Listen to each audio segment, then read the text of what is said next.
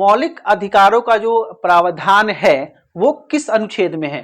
तो अनुच्छेद 12 से लेकर के अनुच्छेद 35 तक में है। भाग पूछे तो भाग 3 में है। क्लियर है? चलिए, अब सवाल ये है कि आखिर ये संविधान में कहां से लिया गया, यानी कि कहां से प्रेरित है? तो ये अमेरिकी संविधान के बिल ऑफ राइट्स से प्रेरित है। बिल ऑफ राइट्स मतलब अधिकार के विधेयक से प्रेरित है। ठीक है, जितना विस्तृत वर्णन मूल अधिकारों का हमारे संविधान में है उतना दुनिया के किसी भी संविधान में नहीं है। यहां तक कि अमेरिका के संविधान में भी इतना विस्तृत वर्णन नहीं है मूल अधिकारों का। ठीक है, संविधान के भाग 3 को भारत का मैग्ना कार्टा कहा जाता है। ये एग्जाम में क्वेश्चन आता है कि संविधान के किस भाग को मैग्ना कार्टा कहा जाता है? तो भाग 3 को। अब सवाल यह है कि मैग्ना कार्टा क्या है और इसको क्यों कहा जाता है?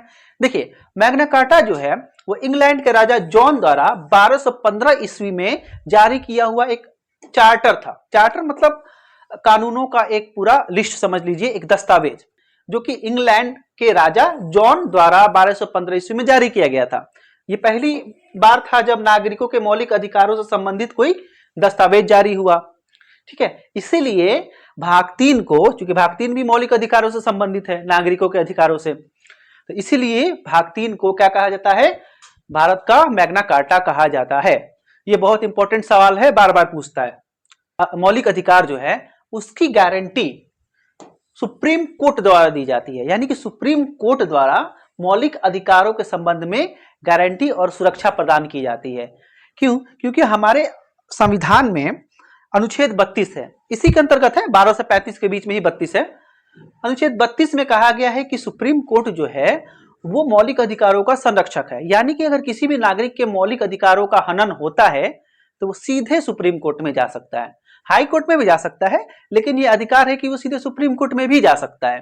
ठीक है, इसीलिए सुप्रीम कोर्ट को ये कहा जाता है कि वो मूल अधिकारों के संबंध में गारंटी व सुरक्षा प्रदान करता है। ठीक है,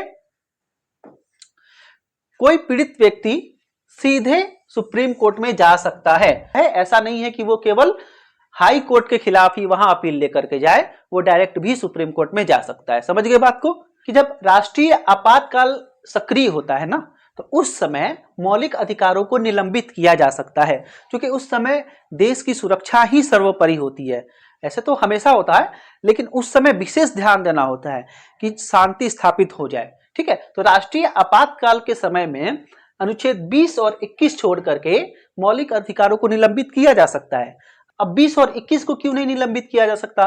क्योंकि इसी में जीवन का अधिकार, जीवन जीने का अधिकार, ये सब है। तो अनुच्छेद 20 और 21 को छोड़ करके बाकी को निलंबित किया जा सकता है। युद्ध या बाहरी आपातकाल के समय अनुच्छेद 19 में जो स्वतंत्रता मिली हुई है वो ऑटोमेटिक निलंबित हो जाती है। जैसे बोलने की स्वतंत्रता है, अभिव्यक्ति की स्वतंत्रता है, वो सब ऑटोमेटिक निलंबित हो जाती है। इससे रिलेटेड क्वेश्चन जो है वो घुमा फिरा करके दे देता है एग्जाम में। तो आपका अगर विजन क्लियर रहेगा, आपका जो कंसेप्ट है वो क्लियर रहेगा ना, कहीं से भी क्वेश्चन देगा आप आसानी से बना लीजिएगा, कोई दिक्कत नहीं होगा। देखिए, ये अधिकार वाद योग है। मौलिक अधिकार वाद योग है। वाद योग का मतलब है इस पे न्यायालय में वाद विवाद किया जा सकता है। ठीक, लेकिन असीमित नहीं है। असीमित नहीं है मतलब सीमित है, इसका भी कुछ एक दायरा है। ऐसा नहीं है कि एकदम हर चीज का स्वतंत्रता मिला हुआ है, ऐसा नहीं है। ठीक है, राज्य इन पर युक्तियुक्त प्रतिबंध लगा सकता है। राज्य का मतलब है सरकार, सरकार के अंग।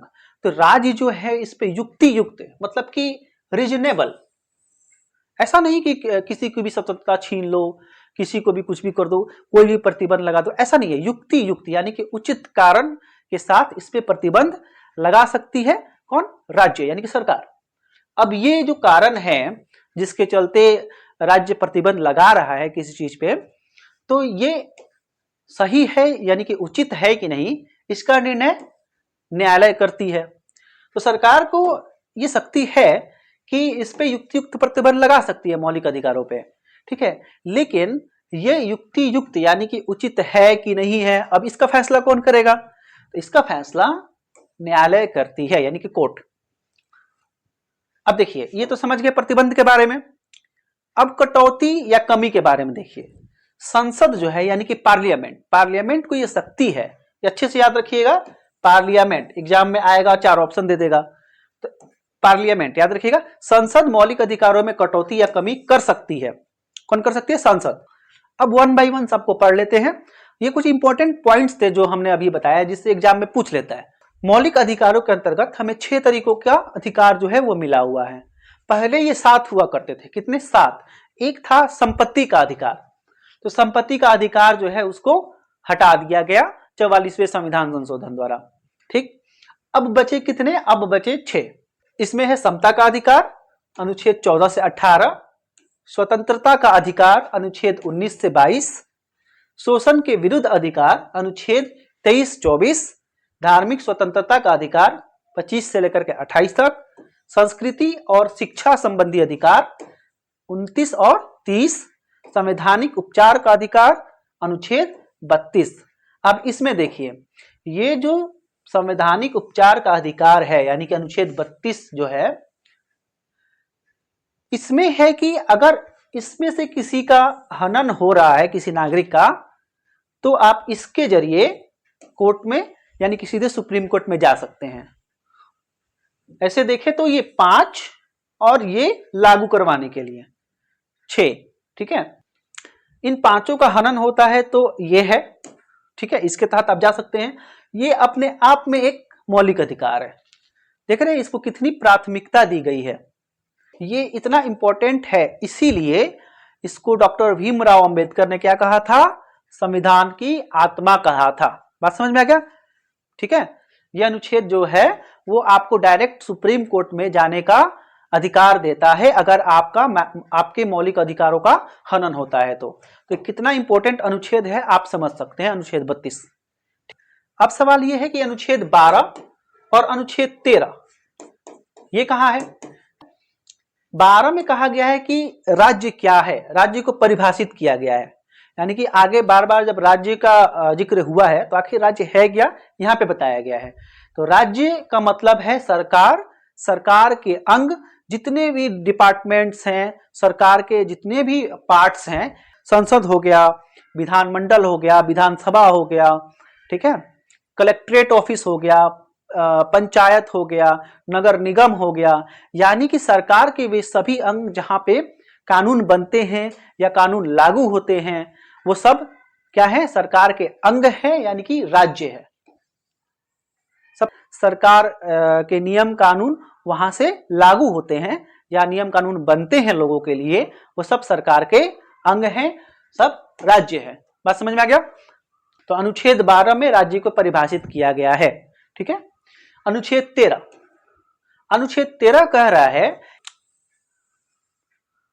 अगर कोई ऐसा कानून बनता है जो मूल अधिकारों का उल्लंघन करता है, मतलब कि कोई ऐसा कानून बनाया सरकार ने जो पूरा कानून या कानून का कोई हिस्सा अगर मौलिक अधिकारों का हनन करता है, तो सुप्रीम कोर्ट को अनुच्छेद 32 और हाई कोर्ट को अनुच्छेद 226, हाई कोर्ट को भी पावर है अनुच्छेद 226 के तहत। क्या पावर है? कि विधि के उस भाग को जो मूल अधिकारों का उल्लंघन करते हैं उसे गैर संवैधानिक या अवैध घोषित कर सकते हैं। मान लीजिए कोई कानून बना, उसमें मान लीजिए 20 पॉइंट है, किसी कानून में 20 पॉइंट है। अब वो पूरे के पूरे मान लीजिए 20 के 20 जो हैं वो मौलिक अधिकारों का उल्लंघन कर रहे हैं, तो सब कैंसिल हो जाएगा। अगर मान लीजिए उसमें से 3 या 4 उल्लंघन कर रहे हैं मौलिक अधिकारों का, तो उतना ही कैंसिल होगा, बाकी रहेगा। ठीक है, तो कानून का उतना भाग जो है वो अवैध घोषित कर दिया जाएगा कोर्ट द्वारा, जो कि मौलिक अधिकारों का क्या करता है? उल्लंघन या हनन करता है। बात समझ में आ गया? 12-13 समझ गए? 12 में राज्य की परिभाषा और 13 में अगर कोई कानून जो है उसका पूरा कानून या कानून का कोई भाग मौलिक अधिकारों को हनन करता है तो हाई कोर्ट और सुप्रीम कोर्ट उसको कैंसिल कर सकते हैं।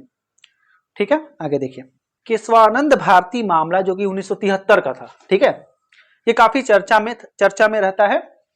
इसमें ये बहुत इंपॉर्टेंट है, क्यों? क्योंकि इसी में सुप्रीम कोर्ट का एक ऐसा ऑर्डर आया जिसमें यह कहा गया कि एक मूलभूत ढांचा है संविधान का, उसको नहीं बदल सकती संसद, उसमें परिवर्तन नहीं कर सकती, बाकी जो परिवर्तन करना है करे। तो केशवानंद भारती मामला जो कि 1973 का था, इसमें सुप्रीम कोर्ट ने कहा कि मूल अधिकारों के हनन के आधार पे संविधान संशोधन को चुनौती दी जा सकती है। ठीक है, और यदि वह संविधान के मूल ढांचे के खिलाफ हो यानी कि अगर संसद संविधान संशोधन कर रही है और वो संविधान संशोधन संविधान के मूल ढांचे को ही बदल दे रही है तो उसे अवैध घोषित किया जा सकता है।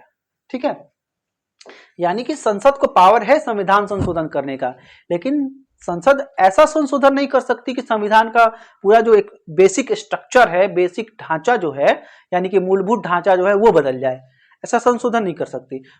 चलिए अब वन बाय वन इन सभी 6 को पढ़ते हैं। पहला है समता का अधिकार। समता का मतलब होता है समानता, इक्विलिटी। अनुच्छेद 14 से लेकर के अनुच्छेद 18 तक है। क्या है देखिए, अनुच्छेद 14 में कहा गया है